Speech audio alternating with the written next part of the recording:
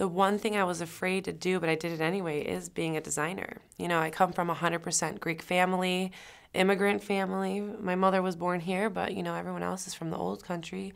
I speak, read, and write Greek, so definitely culture is very much a part of my upbringing.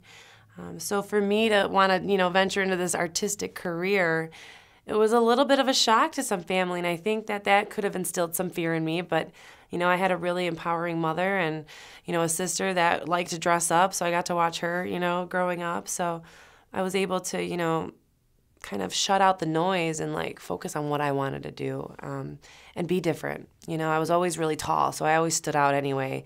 That telling my family I wanted to be a designer was a piece of cake, kind of, you know, even though they were like, what, you don't want to be a lawyer, a doctor, a nurse, whatever. But for the most part, you know, when it comes to fear, you know, we can let it overcome everything that we see and feel, but, you know, at the same time, I have to say, like, in the moments I've feared the most were the most I've grown because I've overcome that fear, you know, and, you know, everyone does have an ounce of fear in them. But, you know, there is like a resiliency that a human spirit has that can overcome fear. And that's out of love. Like, you have to love what you do. You have to be passionate. You have to put your heart into it.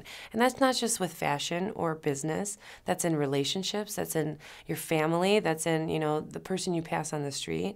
It's everywhere.